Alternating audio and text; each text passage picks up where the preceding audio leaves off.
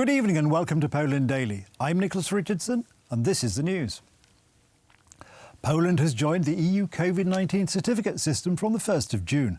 The document, known as a digital green certificate, records whether the holder has been fully vaccinated against the coronavirus, recovered from the virus or tested negative within 72 hours. Travellers may move freely if at least one of those three criteria is met. Apart from Poland, Bulgaria, the Czech Republic, Denmark, Germany, Greece and Croatia have made the certificates available to their citizens from today. The system will be used in all EU 27 countries from the 1st of July. Today, Poland joins the European system of COVID certificates. From today, you may download the application on a mobile phone. You need to log into your patient's account. The certificate can also be downloaded and printed as a PDF. This document contains the same information that is stored in the QR code. Thanks to this, when crossing the borders of the European Union, it will not be necessary to perform tests for the presence of the virus. It is now a standard in the European Union that a person without a test and without a certificate must go into quarantine after crossing the border of another country. According to the Ministry of Health, from the 60,000 coronavirus tests carried out in the last 24 hours, 588 new infections were diagnosed. 111 more people died from coronavirus. Since the beginning of the pandemic, the Polish authorities have recorded over 2,870,000 SARS-CoV-2 infections. 73,856 people have died due to the infection.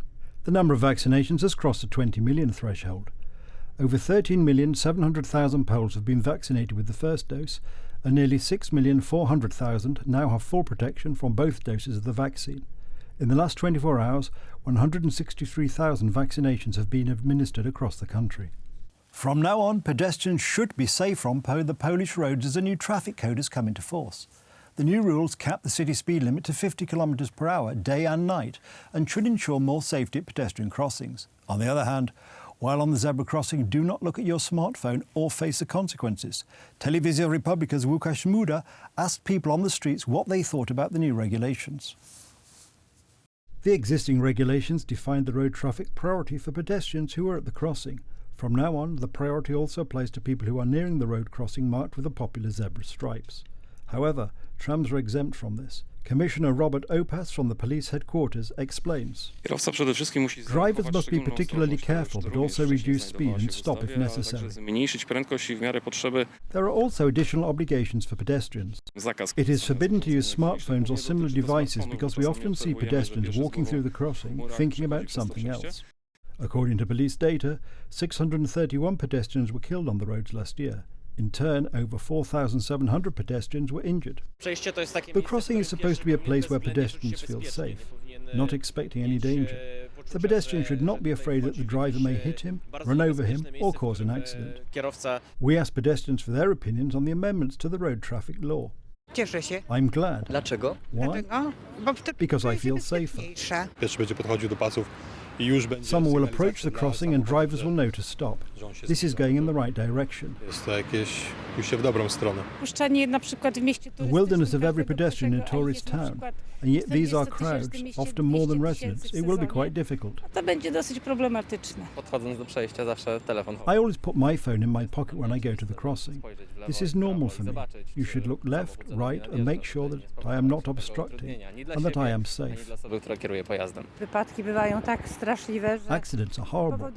They cause danger or death. Regulations prohibit tailgating, i.e. driving in close proximity to another vehicle. The distance is limited with the exception of overtaking manoeuvres. We are talking about specific distances. The easiest way to explain is to show an example. We measure distance in meters as half the speed in kilometers per hour. So, if we are going at 100 kilometers an hour, the distance should be at least 50 meters. At 140 kilometers an hour, it will be 70 meters. The last of the changes is the introduction of a unified speed within city limits. Earlier in the daytime, the maximum speed was 50 kilometers an hour, and from 11 p.m. to 5 a.m. it was 60 kilometers per hour. The new regulations take up the maximum speed to 50 kilometers per hour, regardless of the time of day. Last night, a LOT Polish Airlines flight from St. Petersburg to Warsaw was turned back shortly before takeoff by Russian authorities who seized a passenger, Andrzej Piworovov, the director of an organisation connected to Mikhail Hodorowski, named Open Russia. Subsequently, the plane resumed its flight to its destination in Poland. As was reported by the Russian FSB, there was a warrant out for the arrest of Andrei Pivovarov. He was detained on suspicion of working on behalf of foreign or transnational organisations which have been deemed undesirable in Russia. The former director of Open Russia passed through the border control at the St. Petersburg airport and boarded the Polish aircraft. After his detention, he posted on Twitter, "They've just taken me off the plane in Polkovo. I was heading out for my holiday.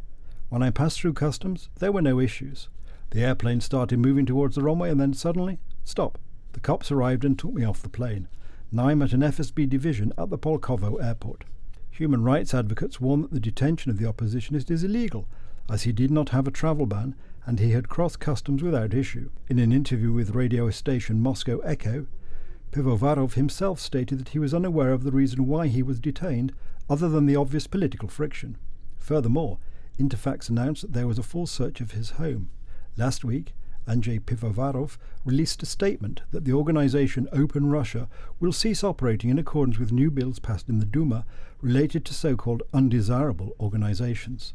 Nonetheless, Russian authorities believe that the oppositionist continued his political activities, for which he now faces from 2 to 6 years in a penal colony. That's the news. Thank you for watching. Stay with us for the weather, Poland Daily Business and more programmes. But from me, it's have a good night and a better tomorrow.